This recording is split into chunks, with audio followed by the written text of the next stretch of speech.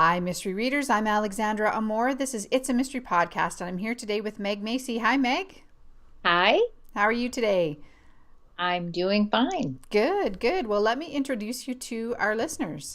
Award winning mystery author Meg Macy lives in Southeast Michigan, the area she chose to set her shamelessly adorable teddy bear cozy mystery series for Kensington.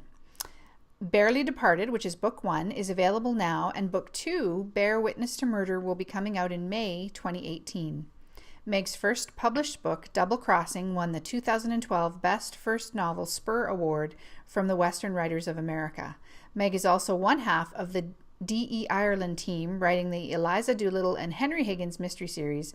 Books 1 and 3 have been named Agatha Award finalists for Best Historical Mystery, and we're going to touch on all of that today.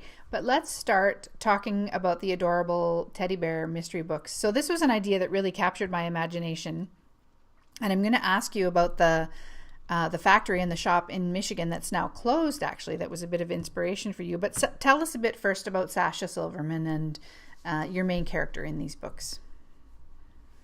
She's my daughter's age, actually. So every time I have to have her read my manuscript, because it's like, does she talk like this? Because a lot of times, my vocabulary comes out, and it's like, no, she wouldn't talk like that. So my daughter, luckily, is exactly her age, and but she has a lot of my qualities, and of course, she follows the cozy mystery. Not really a formula. It's just what readers expect, really. The small town atmosphere where a lot of family and friends are. It's a lot of quaint shops and stuff like that. She manages the Silver Bear shop and factory for her parents, which is a little different. She doesn't really own it, although it might in the future come about. I don't know yet how long the series is going to last for. But it's a very small, intimate community, and a lot of people know everyone else.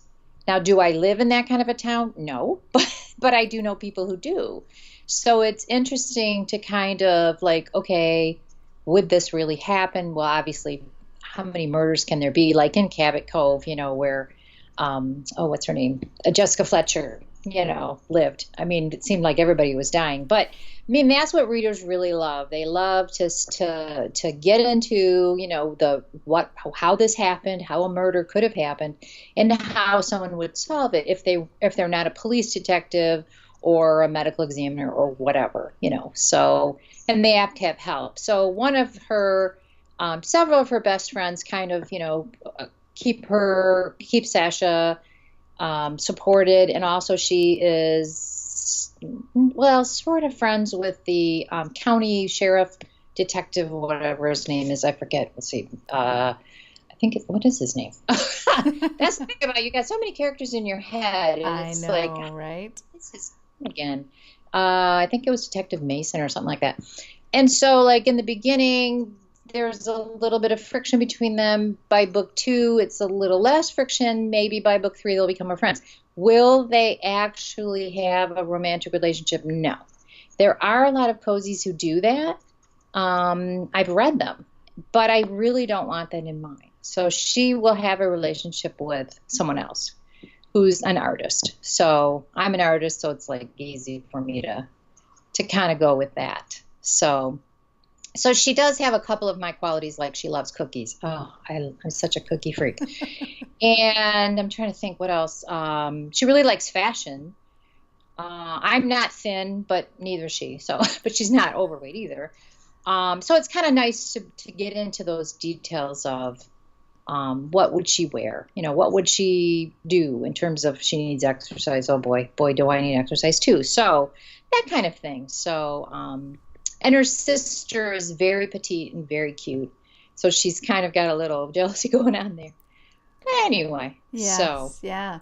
And so tell us about the inspiration for the stories. There was a Chelsea teddy bear factory and shop in Ann Arbor. Is that where this idea came from?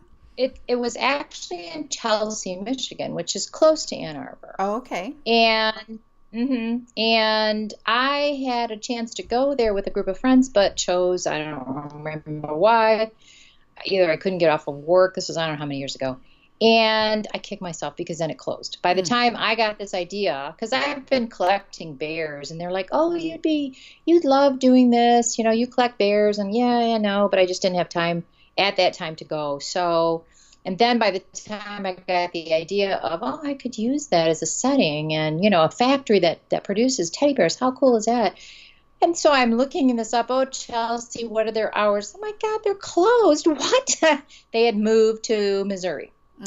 So I was like, oh boy. So they're not like completely shut down, which is good, I suppose. They do a lot of college, like teddy bears with college, sweaters and stuff like that. But it's just not the same as being in Michigan. And they used to have tours. So I kind of incorporated that idea into my cozy. Like, this is a shop. They have the teddy bears on display. There's a factory, which is right nearby. And her uncle is the supervisor and produces a lot of the teddy bears. So that's kind of the idea I got. Okay. So, and we've mentioned that there's one book now. The second one will be out in May of this year, 2018. Are you working on a third at the moment? I'm waiting to hear about my contract, the next contract, I should say. I'm assuming that they will want a couple more. I hope so anyway. So I don't know yet for sure. But right now we're writing the next D.E. Ireland book.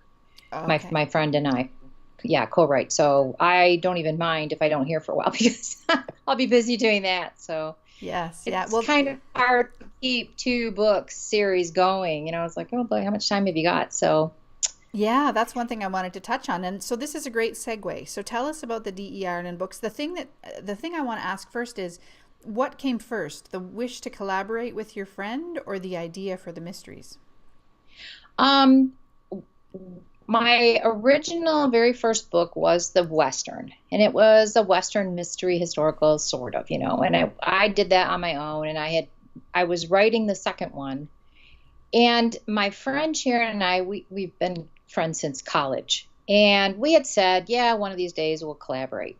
Maybe, she was writing her own stuff and I was writing my own stuff. And we thought, oh, one of these days we'll come up with an idea. So I needed help with my book 2 Western. And I was driving, because she lives in Saugatuck, and I was driving over that way, which is like about 2.5 hours.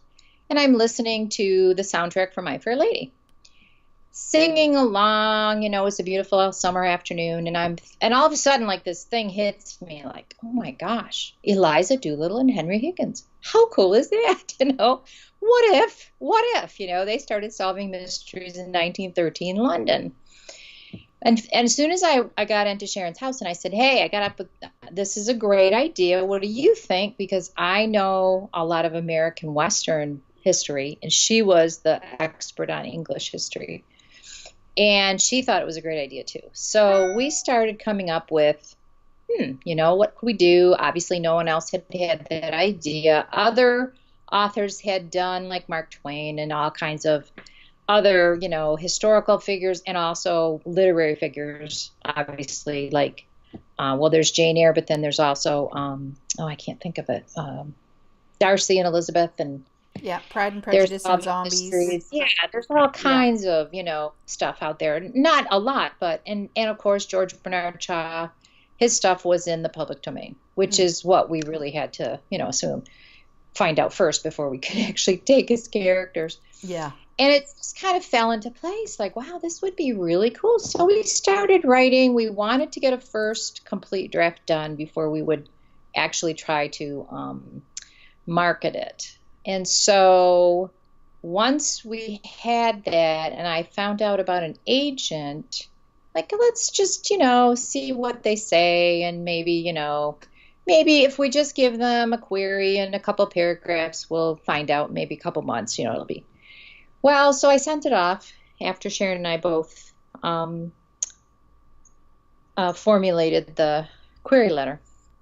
And he called 3 hours later. Wow. And I was like, yeah, huh? The other thing, too, was it wasn't that he was like, oh, yeah, this is a great idea. It was, we're offering representation. And I was just like floored because, usually, we'll think about it. Let us look at it. Oh no, they really thought they could sell it, and they did in 3 weeks. So that was kind of nice, but unfortunately, after our first book came out, Wouldn't It Be Deadly, our editor went on maternity leave. So yeah, and book two was already in production and stuff, but we lost our editor, and sometime this was at St. Martin's Press. And sometimes that happens when a book falls through the cracks. So book two kind of fell through the cracks. And obviously, we're no longer with them. So we have a new publisher, Small Press, and we put out Get Me to the Grave on Time, and we're working with With a Little Bit of Blood is next. And we even have plans for at least one more, if not two more, after that. And so we just kind of fell into it, but our agent was like, well, you need to do other stuff too. Why not, spread the wealth around. And so we both came up with different ideas for cozy mysteries, which are contemporary. She sold hers first, the Berry Basket Mysteries, under Sharon Farrow. That's her author name. And then mine was the Teddy Bear series under Meg Macy. So, but the D. Ireland name, we kind of used Ireland because George Bernard Shaw was born in Dublin, and then also DE is Eliza Doolittle backwards. And it was like, because we couldn't really come up with like a name, Meg Sharon, it was like, oh, well, we'll just come up with that. No, I love it. How that came about. And so how does the co-writing work? Like, do you each write an individual chapter? Tell me about that. Mm-hmm. We alternate chapters. Okay. Sometimes we'll do one and then she'll do next, or two chapters and then two. It just depends on the book. I'm trying to think now. We both will soundboard. She does primarily a huge outline. She's such a great outliner, Sharon is. And I'm more of the soundboard where, what about this idea? What about that idea? I'll come up with all these different things. And then we both write the first draft, alternating chapters, and then we'll revise each other's stuff. And then when we have like a more of a not a nailed down chapter, but we really revise it, and then we will actually read it to each other over the phone, which I don't know why we aren't doing this on Skype. That would be a lot easier. And then we'll say, okay, now that chapter first, because we won't argue, but we will say, no, it doesn't sound right, or we want a change to this, maybe trim it a little bit or whatever. So that by the time because we both have editing experiences, so it's a pretty clean manuscript by the time we're done with it. So we had good success with books 1 and 2, and then 3 obviously came out. So, but right now we're a little behind on getting With a Little Bit of Blood done, because we've been so busy with our contemporary cozies. It's like, oh my gosh, time is getting away from us, and we really want to get the next book out by the spring. So we're getting there, but it's not easy. But we both love historicals, and we both love the research. Yes. So, and speaking of research, you mentioned that you're more of an expert on American history. And one of the things I read on your website was that you had a fascination with the Transcontinental Railroad, and that was a little bit of how the Western mysteries came about. So tell us a little bit about that and what your fascination is there. I don't know if I'm expert. I mean, I say, I think I did a lot of reading about the American West. And I've watched Westerns, I've read Westerns, all the time. And Sharon has too, but I think I knew I couldn't handle the whole London of 1913 and all that, because it's like, I don't know anything about that. So that's why it's like we have to collaborate on that. But in terms of my Westerns, it was my very first idea of writing a mystery in the West, historical. It turned out to be because there's a little bit of a romance involved too in the plot. But it was True Grit on a train. And so my great-grandfather or my grandfather? I don't remember. I guess it was my grandfather he worked on the railroad here in Mount Clemens, close to my house. And that always, like, my mom would always talk about that. And so it kind of inspired me, like, oh, I wonder what it was like doing that, and what trains were like, and where they all went, and stuff like that. So I did a lot of research about the Transcontinental Railroad, and I loved the movie True Grit. Mm-hmm. Loved it. I saw it when I was like in seventh or eighth grade, and I just loved it. So the idea I had was put him on a train.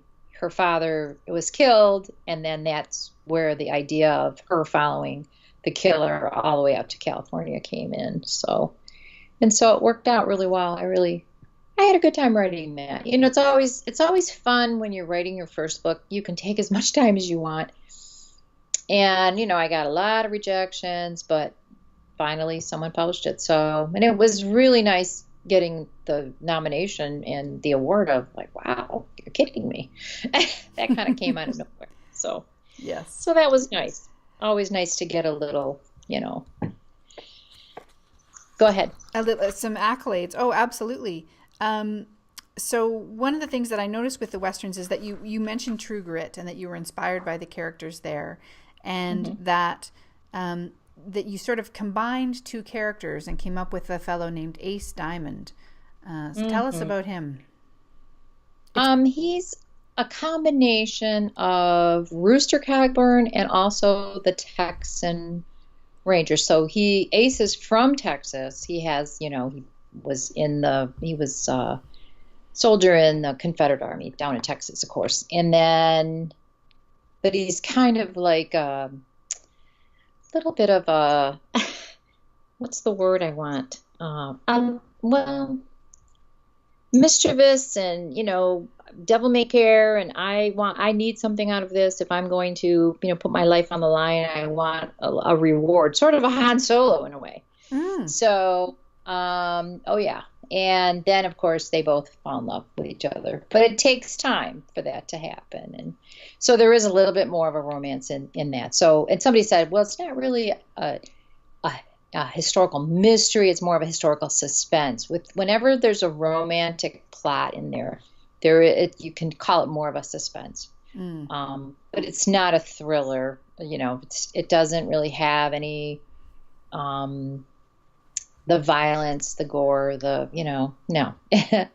Because I like to keep all that off the page. I don't like to read it. I don't like to, no. Yeah. So, can I say?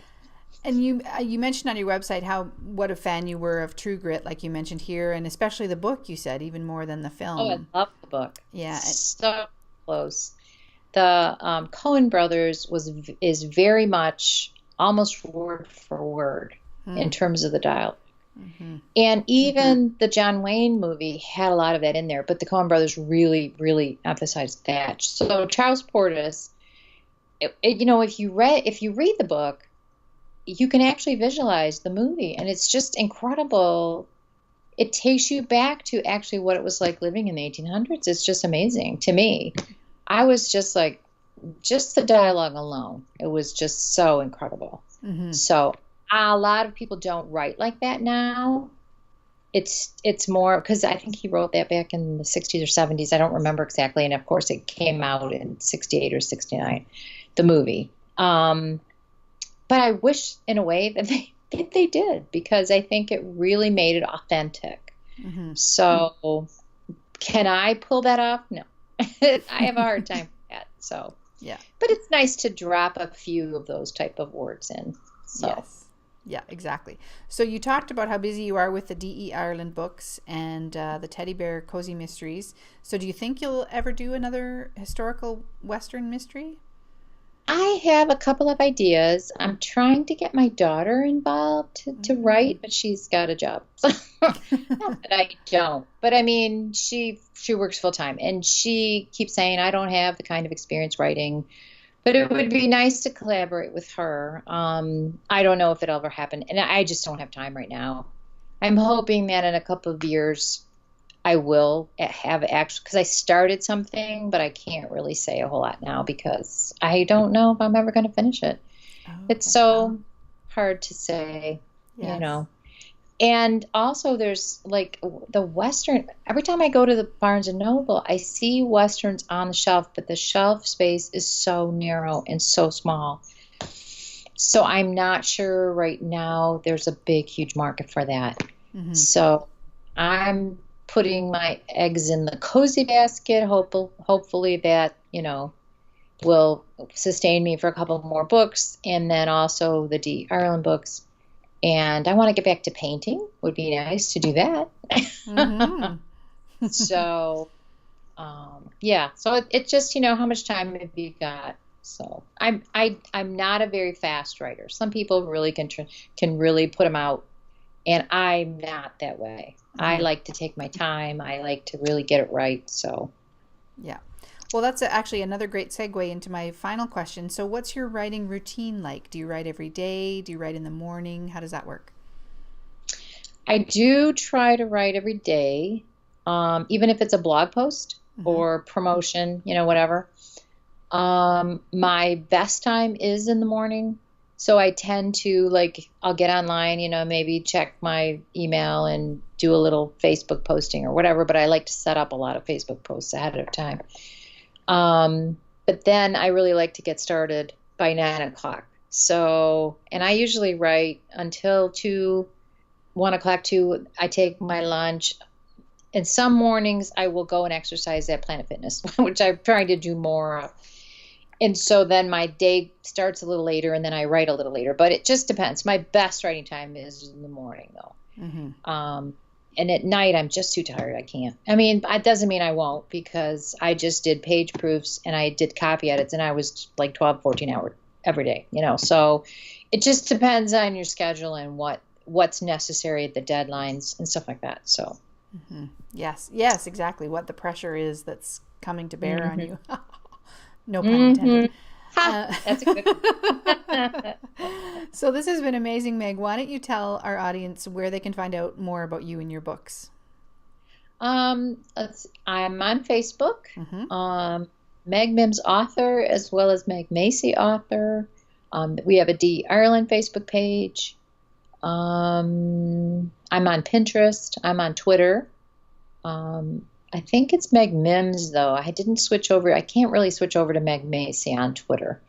But it doesn't really matter, because my Twitter handle, may say Meg Mims, but it's all about teddy bears. Yeah.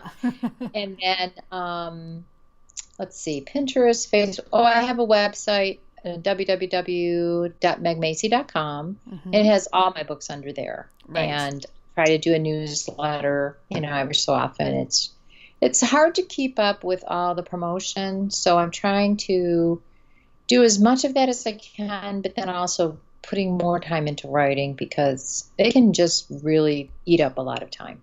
Yes. Oh, yes.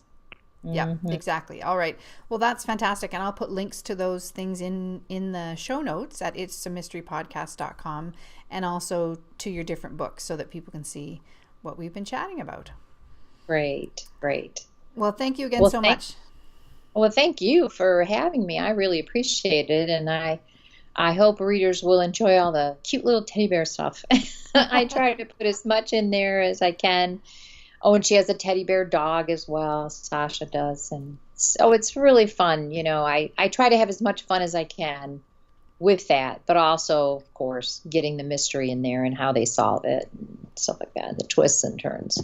Of course. It's always fun to do stuff like that. You've got a picture of a little teddy bear dog on the website, so maybe I'll be able to link to that as well, and we can show. Oh, yeah.